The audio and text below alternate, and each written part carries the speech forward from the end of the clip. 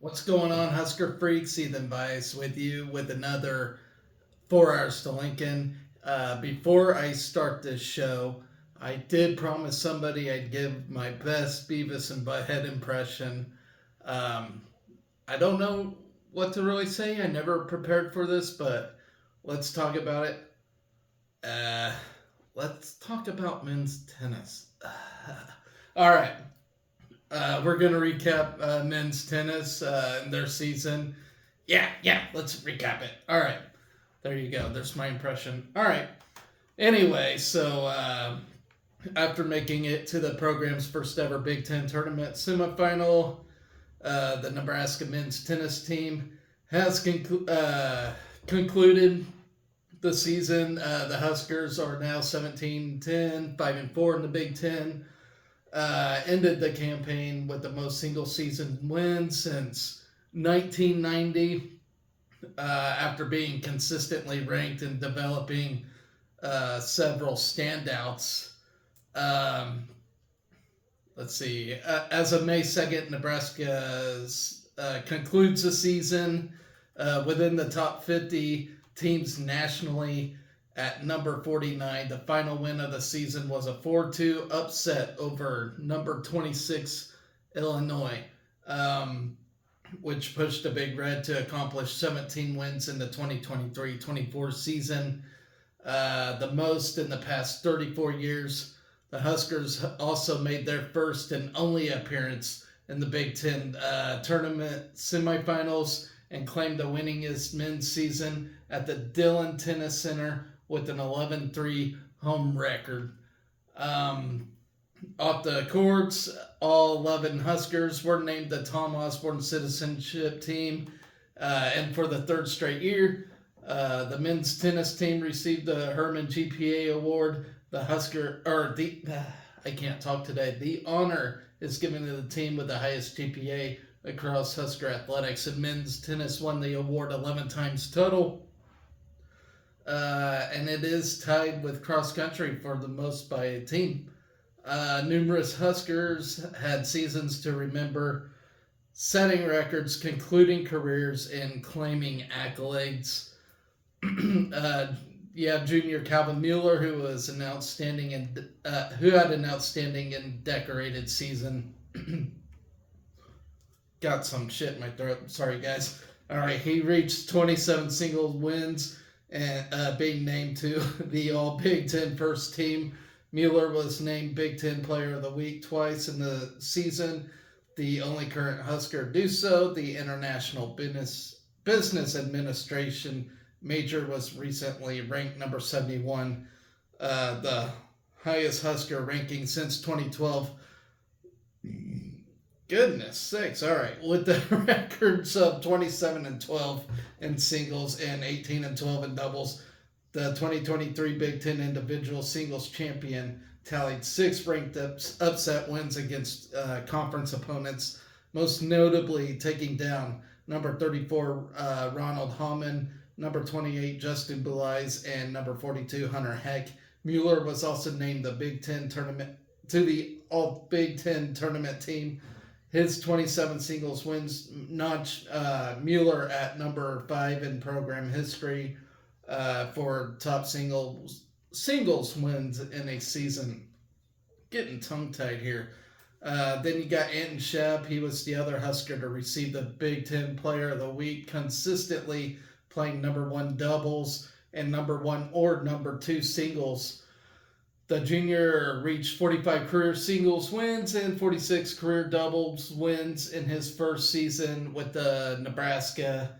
The UT Arlington transfer put up 2 ranked wins in singles against number 51 Enzo Aguard and number 99 Kenta Mayashi, both in straight sets. Shep partnered with Nick Weidenhorn and also claimed 2 ranked doubles wins against number 31 Burton Banda Castile and number 35 Lucien Boulais. And then Shep and Weidenhorn were ranked nationally at number 74 on May 2nd by the ITA. Then you have senior captain Shinya Maruyama, who tallied 20 singles wins in his 5th season with the Big Red. to tally a combined total of 137 singles and doubles wins as a Husker.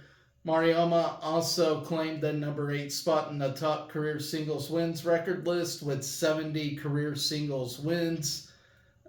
Senior captain Nick Weidenhorn reached 46 doubles wins in his final campaign with the Nebraska. Roni Haitaranta reached 40 career singles wins, and captain Lars Johan tallied his 30th. Despite a strong finish, the Huskers did not make it to the NCAA tournament and have not had an appearance since 2011. The Big Red will begin its 2024-25 campaign in the fall with individual competition. So they had a pretty good year for, it being Husker tennis, not being a strong powerhouse of a team.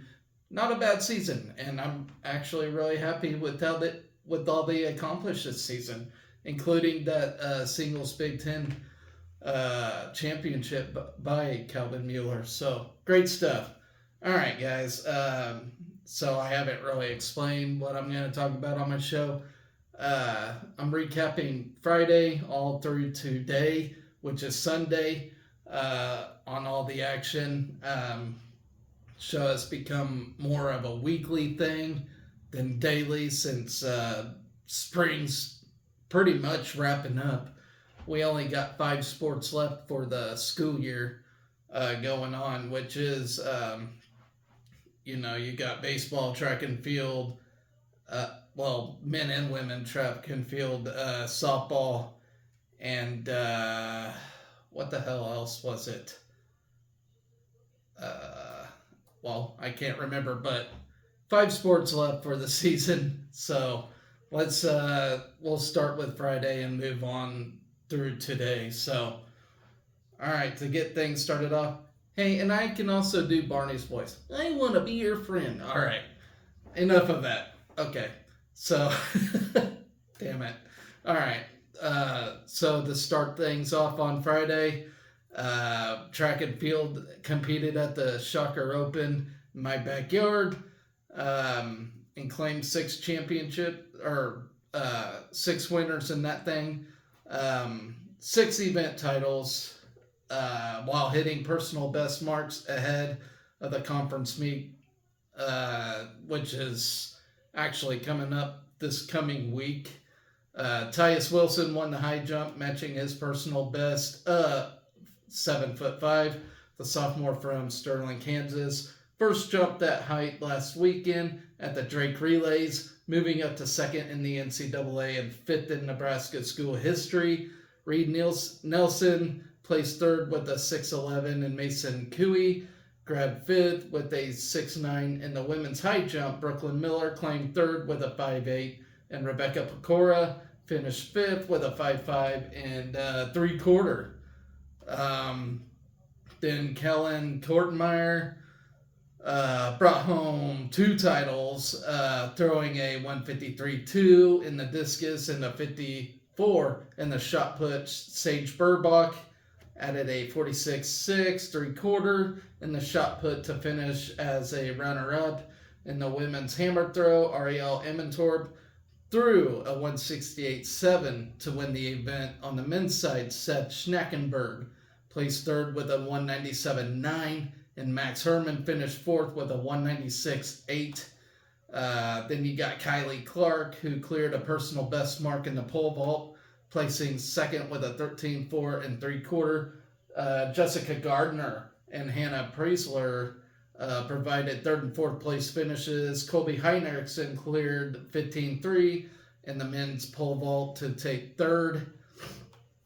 All right, in the women's long jump, Fabiola Wanjoku took 3rd with the 18.9, and LaQuasia Stepney took 4th with an 18.6. Wanjoku went on to take 7th in the 100-meter hurdles, running a personal best of 14.41 in the 110-meter hurdles. Matthias Oglerin ran a personal best of 14.64 to crest of line 4th, while Heinrichsen finished 5th with a 15 dead even.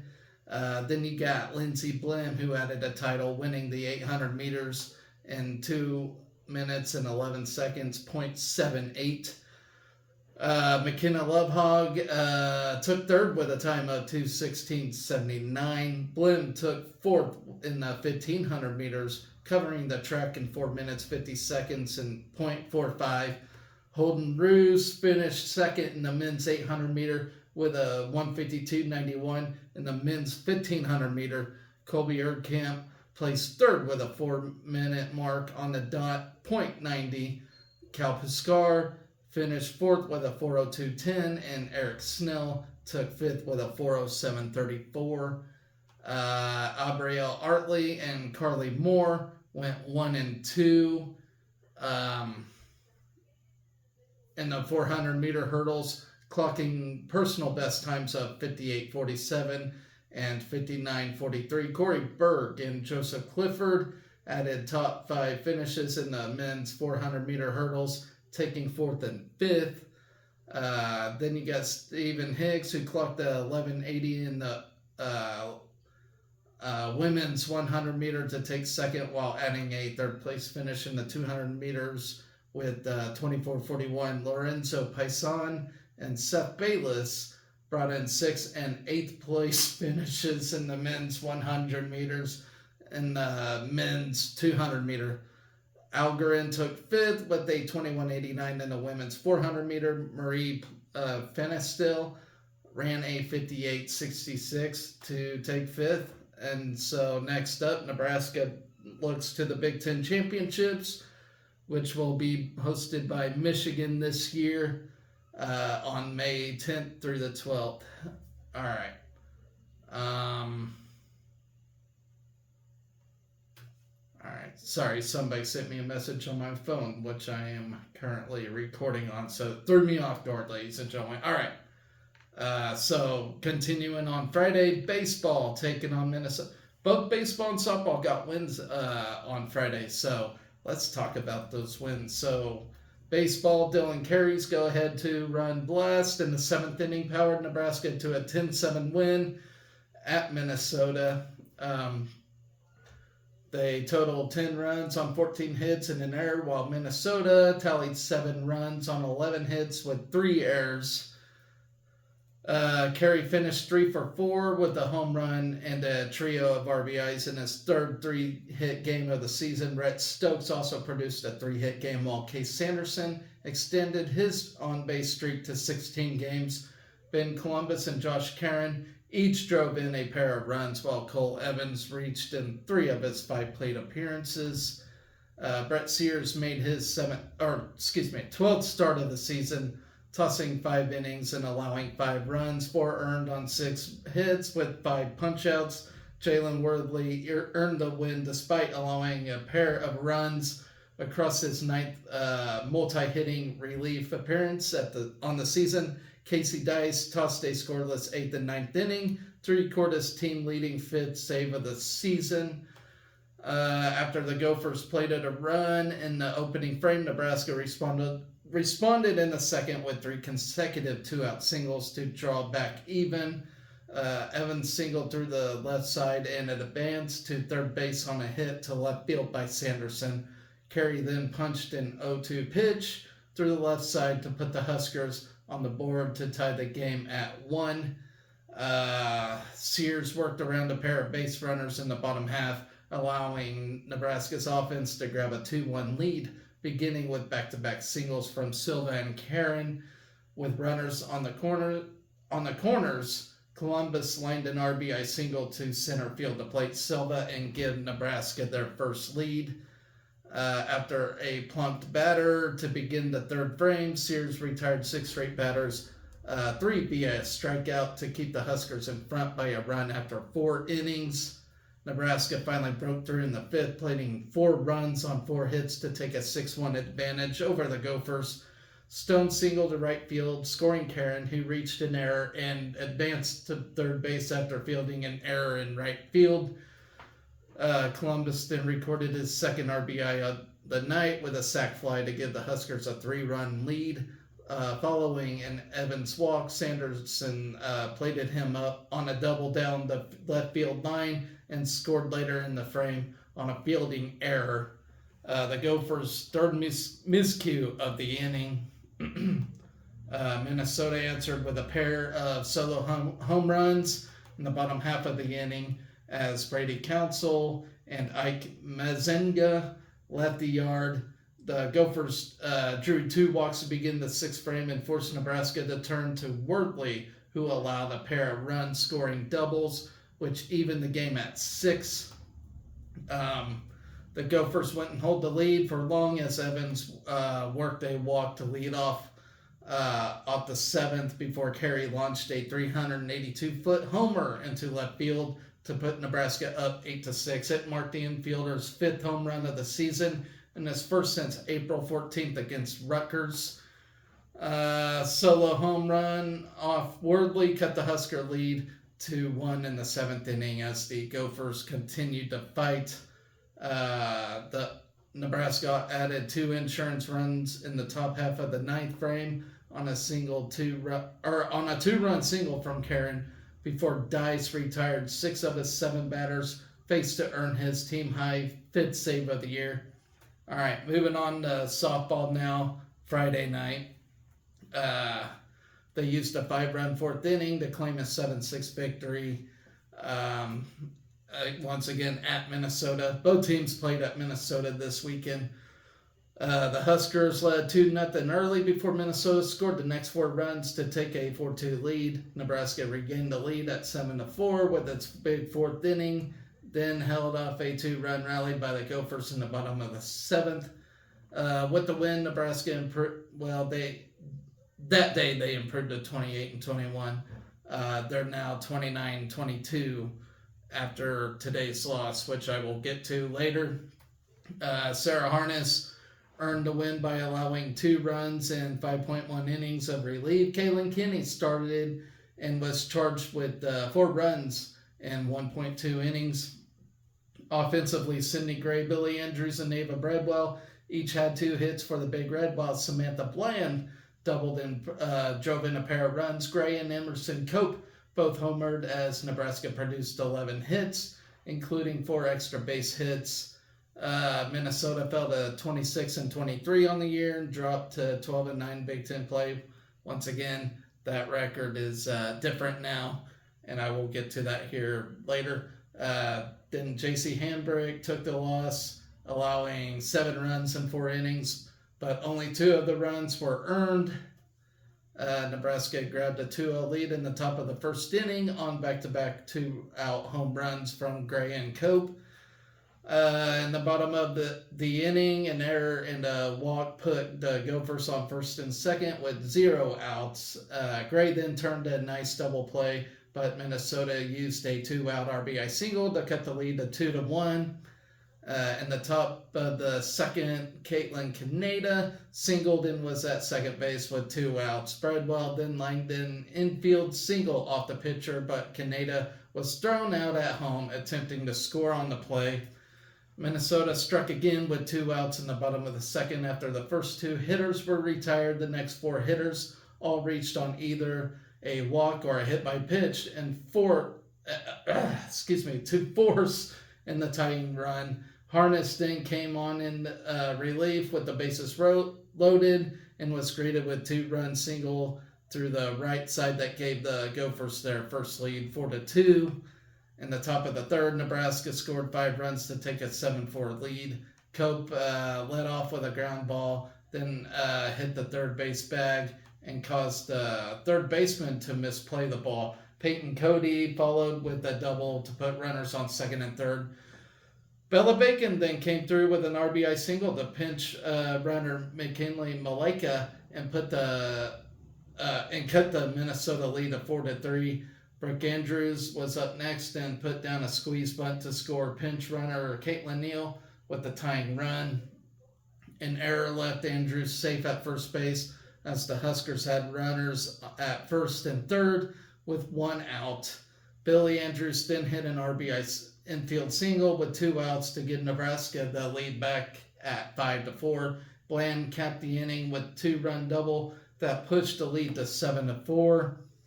The lead remained 3 until the bottom of the 7th inning. Minnesota got a pair of 1-out singles before Nebraska recorded the 2nd out of the inning.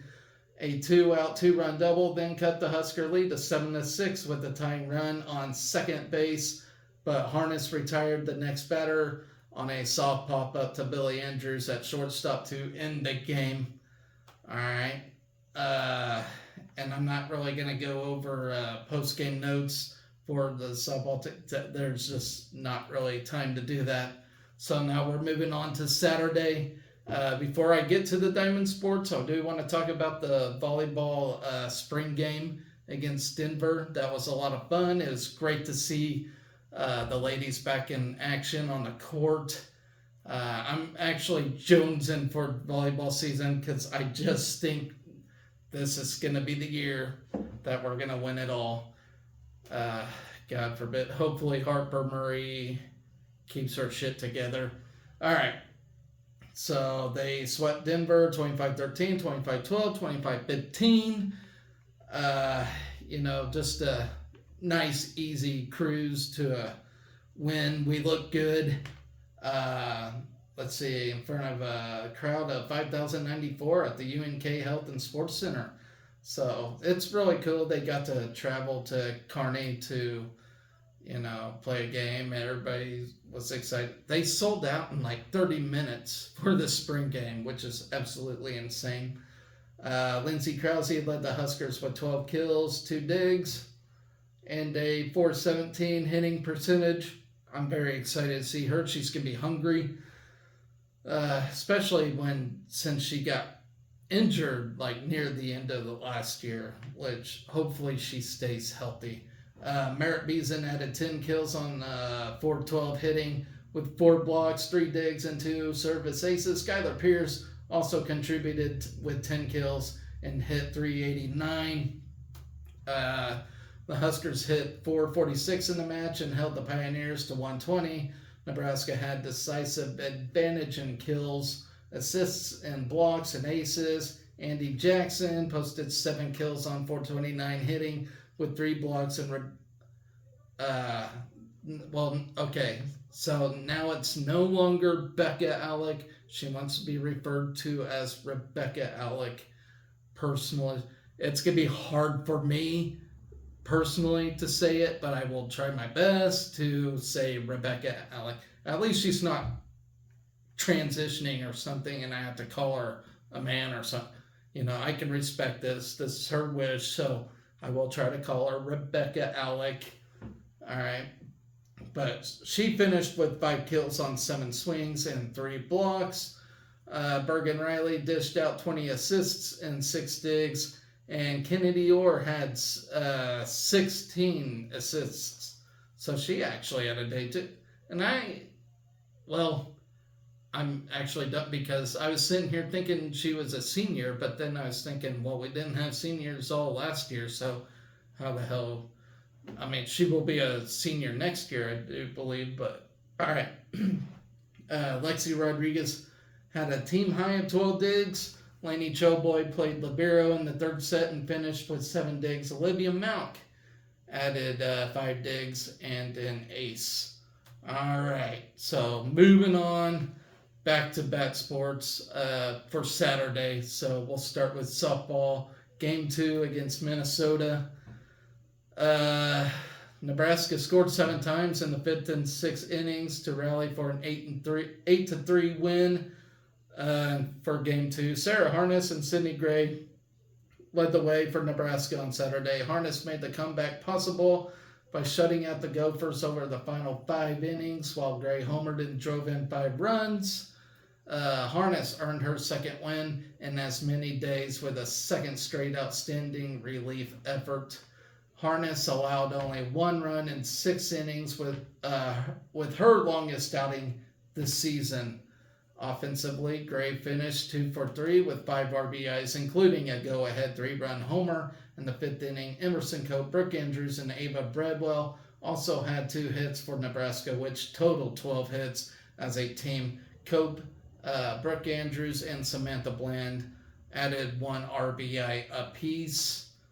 With the win, Nebraska improved to 29-21 on the season. The Huskers moved to 12-8 in Big Ten play, securing a top 4 finish and a first-round bye for the Big Ten tournament. So it didn't matter how today turned out. We were going to be number 4 regardless. So today's loss wasn't that huge of a deal.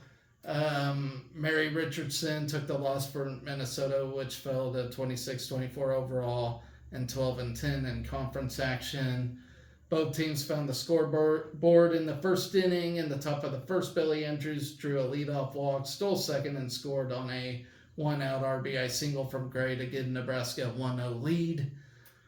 Minnesota answered with a 2-run homer in the bottom of the first. The Gophers then used a pair of 2-out hits to stretch the lead to 3-1 in the bottom of the second. Nebraska's next scoring chance came in the top of the fourth. Cope reached on a 1-out single in pinch hitter Alina Felix, followed with a walk. The Huskers had runners at first and second with 1 out, but could not score. Nebraska threatened again in fifth, and this time came through with 3 runs. Brooke Andrews and Bradwell led off with back-to-back singles to put runners on first and second with no outs. Minnesota then got 2 outs before Gray hit a 3-run homer to left to put Nebraska on top 4-3. The Huskers nearly added to their lead as Cope and Felix had back-to-back singles following Gray's home run, but had a hard-line drive from Bacon, was right at the shortstop to end the inning. Then Nebraska scored 4 more runs in the top of the 6th. Ashley Smetter led off with a pinch hit before Brooke Andrews lined an RBI double down the left field line to give Nebraska a 5-3 lead. Following a pitching change, Bradwell singled and Billy Andrews walked to load the bases with 0 outs. Samantha Bland then reached on an RBI infield single, giving Nebraska a 3-run lead. Gray and Cope then each hit a sac fly to stretch the lead to 8-3. Nebraska and Minnesota actually finished up today. I will get to that after I talk about Game 2 for Nebraska baseball. So here we go. Recorded 6 hits and drove in 4 runs with 2 outs as Nebraska clinched the weekend series against Minnesota yesterday. So Nebraska scored 7 runs on 12 hits, while Minnesota totaled 3 runs on 9 hits. Josh Overbeek had a 3-for-5 day with a homer, 3 RBIs and 2 runs. Josh Caron had 3 hits and an RBI, while Dylan Carey was 2-for-5 with a double, an RBI, and a run scored. Riley Silva, Ben Columbus, Cole Evans, and Case Anderson recorded 1 hit apiece. Mason McConaughey, McConaughey. I don't know. McConaughey or McConaughey. The commentator was calling him Matthew McConaughey yesterday, which he corrected himself, but I thought that was very funny. Okay, but he improved to 6-3 on the season after allowing 1 run on 7 hits across 5 innings. The sophomore struck out 5 Gophers and issued a trio of walks. Caleb Clark allowed 2 runs on a pair of hits and 2 strong innings of relief. Ron Sanders got the final 2 outs in the 9th for the Nebraska pitching staff. The Husker offense threatened in the opening frame with consecutive 1-out singles from Silva and Caron. Silva swiped third for his 29th stolen base of the season to put runners on first and third with 1 out, but the Big Red couldn't scratch across the game's first run. McConaughey faced traffic on the bases early, but was able to strand a pair of runners in each of the first 2 innings to keep the Gophers off the board. All right, Overbeek began the 3rd with a single to left and moved to second on a pass ball. Silva moved junior to 3rd with a sac bunt, while an RBI ground out to second by Caron plated Overbeek to give the Nebraska a 1-0 lead. The Huskers pieced together 2 straight 2-out singles from Sanderson and Carey in the 4th, but couldn't add to the 1-run lead. A 4-pitch walk with 1 out, followed by Jake Perry's RBI double to the left center fence, locked the game at 1 in the 5th inning. the Huskers' relay throw nearly had the Gophers base runner out at the plate, but Brady Council slid around the tag at the plate. Columbus lifted a 2-2 pitch right into right center alley for a double to open the sixth inning. Cole Evans dropped down a sac bunt to move Columbus to third, while Sanderson's sac fly to left brought home Columbus to make it a 2-1 game through 6 innings.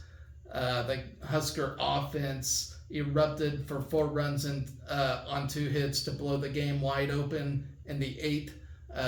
Evans was plunked and moved to second on a ground out by Sanderson before coming around to score on Carey's RBI double to left. Clay Bradford drew a 4-pitch walk in a pinch hitting appearance, but to put Nebraska on first and second with 2 outs. So after fouling off back-to-back pitches, Overbeek unleashed on a 460-foot 3-run homer over the batter's eye in center to grow the lead to 6-1. Clark induced a pair of groundouts after giving up a 1-out double in the bottom of the 8th to keep it a 6-1 Husker lead. Heading into the 9th inning, Columbus drew a full count walk and advanced to second on Evans's single up the middle. A fielder's choice moved Columbus to third before a wild pitch brought him home to make it a 6-run lead for Nebraska. The Gophers tacked on a pair of runs in the bottom of the 9th off a 2-run homer by Council, but a double play put a halt to any more damage from the Minnesota offense and clinched a 7-3 win for the Huskers. So great win there. So we move on to Sunday finally. And yes, this is my first show since like Thursday or Wednesday. I can't remember, but it's been a minute since I did a show. So I had a lot of catching up to do. But we're finally on to today's stuff. So, yes, it wasn't an exciting day. Baseball and softball both lost their games, but they both won the series, which is great. All right. And I think we're in a 3-way tie for first. I'm not sure if they updated the standings yet, but we might be in second behind Illinois. And I think Purdue is tied for second with us. I'm not sure, but we're somewhere around there. So next weekend series is going to be very important to sweep for sure. All right. So let's talk about game 3 for baseball now against Minnesota. This all occurred today. All right, Nebraska fell short of completing its second series sweep on the road in Big Ten play as the Huskers fell 6-2 at Minnesota on Sunday afternoon. Nebraska scored 2 runs on 7 hits, while Minnesota totaled 6 runs on 5 hits. Josh Caron led Big Red at the plate, going 2 for 4 with a double on 2 runs scored. Case Sanderson recorded 2 hits, while Ben Columbus and Cole Evans each tallied a double. Will Walsh dropped to 4-4 on the year after giving up 3 runs on 4 hits in 2 innings. Bob Olson recorded a pair of outs without giving up a run for Nebraska. Drew Christo tossed 2 innings, allowing only 2 runs without giving up a hit and striking out 4 Gophers. Grant Clevenger and Kyle Freilich combined to pitch 2 innings while surrendering 1 run on 1 hit. Kyle Perry dealt a scoreless 8th inning to round out the action from the Nebraska pitching staff. Minnesota jumped out to a 2-0 lead in the opening inning with 3 consecutive hits to begin the bottom of the first. Back-to-back doubles plated the game's first run, while an RBI single to left doubled the lead for Minnesota. Evans blooped a 1-out double down the right field line and moved to third on a ground out in the second, but the Nebraska couldn't get Evans home to cut into the deficit. A 1-out solo homer to left center in the bottom of the third grew the lead to 3 for Minnesota. The Husker offense scratched across its first run of the day behind a pair of hits in the 4th inning. Caron opened the inning with a single to left while Columbus was plunked to put runners on first and second with 1 out. Evans appeared to cut into the Gopher lead with a run-scoring hit that went over third base bag down the left field line, but was ruled foul. Sanderson drove in Nebraska's first run of the day, blooping an RBI single to shallow left field to score Karen from second and make it a 3-1 game. Nebraska tacked on another run in the sixth to come within a run of the Gophers. Karen opened the inning with a double down the left field line and moved to third on a wild pitch. Tyler Stone lifted a sac fly to right to bring home Karen and make it a 3-2 game. The Huskers continued to threaten the inning after Nebraska had the bases loaded, following Columbus's double down the right field line. It walks to Sanderson and Dylan Carey, but a fly out to right prevented Nebraska from plating the tying run. Minnesota added 3 runs on 1 hit in the sixth to grow the lead to 6-2. A walk and a hit batter, followed by a wild pitch, had runners on second and third with 0 outs for Minnesota. An RBI ground out and a sac fly to center scored the first 2 runs before a solo homer to center made it 6-2 through 6 innings.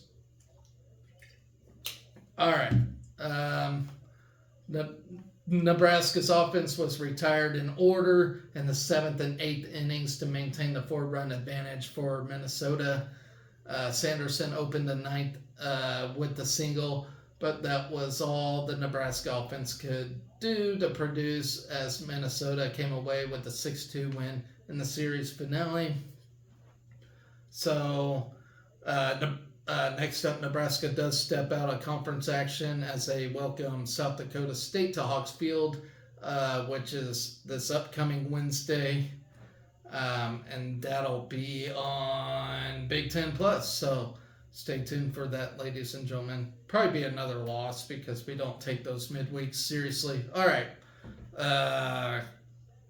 Last item for the day, we're going to talk about softball and their loss, which was today against Minnesota. All right.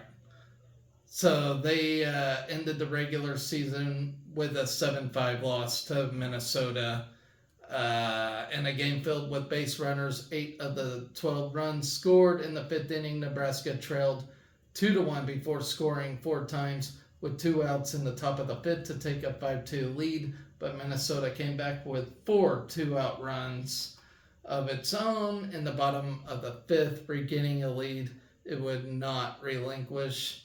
And that was heartbreaking because I actually got up to do something, and then it seemed like 5 minutes later I came back and boom, they were up on us big time. And I just did not see that coming. All right. So Minnesota had 16 hits in the game, while Nebraska had 11 hits. The teams combined for 20 hits with runners on base, but a total of 6 double plays limited the scoring. The Huskers stranded 7 base runners, while the Gophers left 11 on base in their 6 innings. All right. Sydney Gray, Ava Bradwell, and Bella Bacon, and Caitlin Kaneda all had 2 hits, with Gray and Bacon adding an RBI. Brooke Andrews drove in a pair of runs, while Emerson Cope also had an RBI. Sarah Harness started and pitched well until the 5th inning, which marked her 16th inning of the weekend. She took the loss after allowing 6 runs in 4 innings. Caitlin Neal pitched the final 1 innings to give up 1 run on 1 hit. Macy Richardson earned a complete game win for Minnesota, which ended the regular season with a 27-24 record and a 13-10 mark in Big Ten play. Minnesota scored once in the bottom of the 1st to take a 1-0 lead. A leadoff walk was followed by back-to-back doubles to score the game's first run after a pop-out. A hit batter loaded the bases with 1 out before Nebraska turned an inning-ending double play. Nebraska tied the game in the top of the 2nd. Cope was hit by a pitch to start the inning, Bradwell singled, and Bacon added another single to load the bases. With no outs, Brooke Andrews then reached on an RBI fielder's choice. That scored the pinch runner McKinley Maleka with Nebraska's first run. The Huskers still had runners at second and third with only one out when Neal hit an apparent sac fly to center that brought Bradwell home. But Bradwell was ruled to have left third base early and was called out to end the inning. Nebraska turned a double play to thwart a Minnesota scoring threat in the bottom of the third, and the Gophers returned the favor with an inning-ending double play in the top of the fourth. Minnesota then grabbed a 2-1 lead in the bottom of the fourth. The Gophers had runners at first and second with one out when an RBI double gave Minnesota the lead. The Gophers still had runners at second and third with one out, but Harness escaped the jam without further damage. Nebraska answered with 4 2-out runs in the top of the fifth to take a 5-2 lead. Neal and Kaneda began the inning with back-to-back singles. The next two batters were retired before Gray had a clutch 2-out RBI single that scored Neal with the tying run.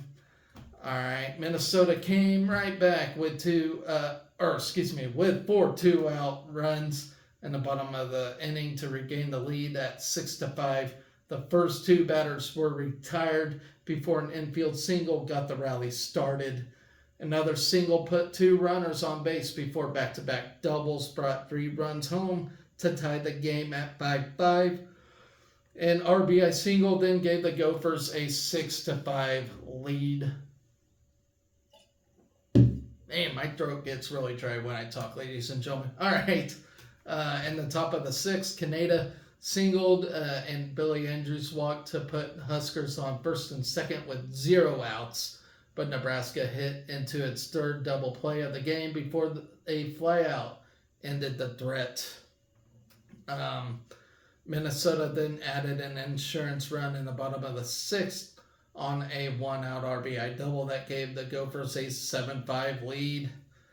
In the top of the seventh, Bradwell singled with 1 out to bring the tying run to the plate, but Bacon lined into a game-ending double play.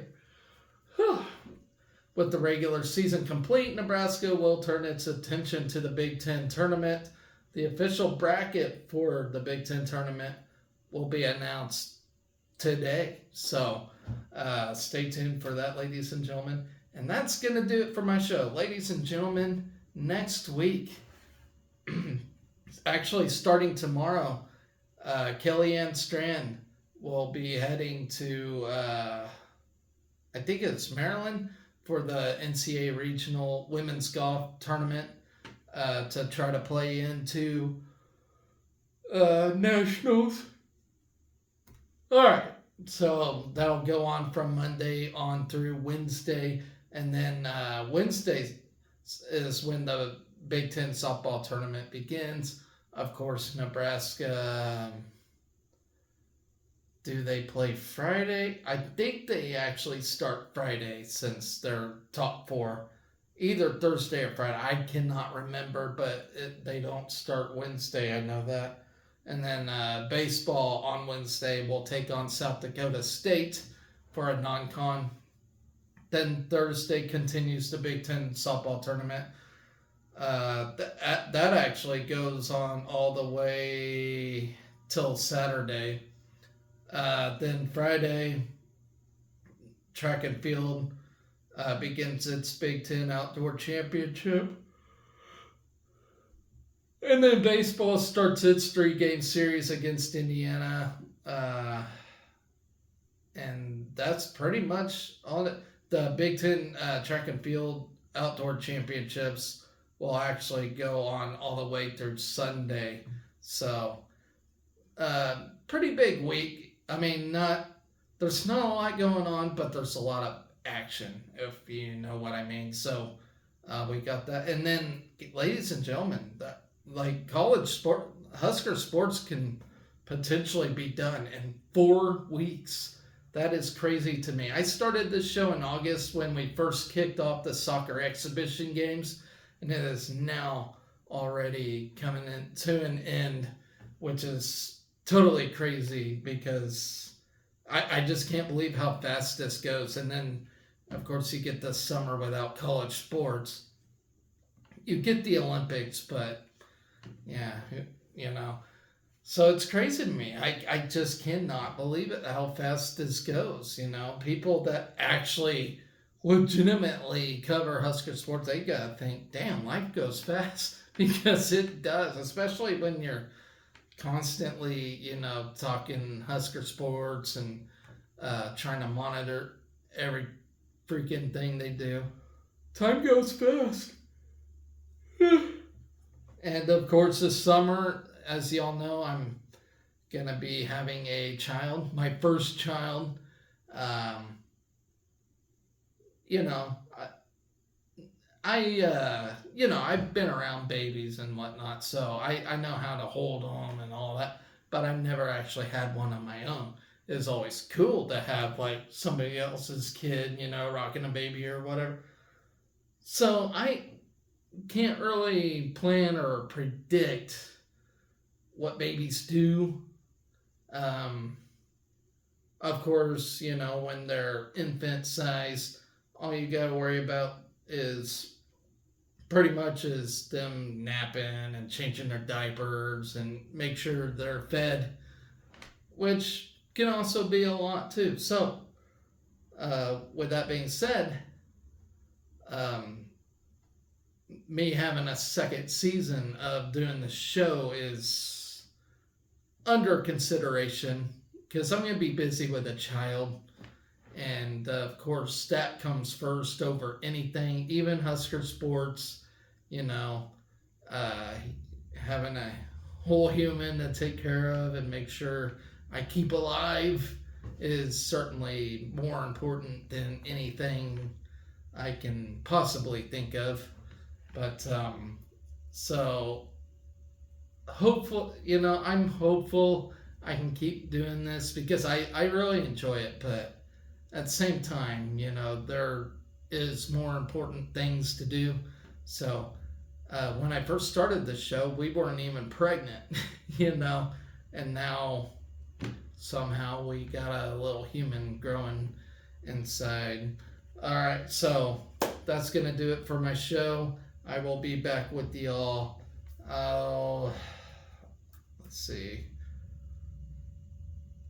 It's kind of hard telling. I mean, it won't be tomorrow because all there'll be talk about is day one of golf.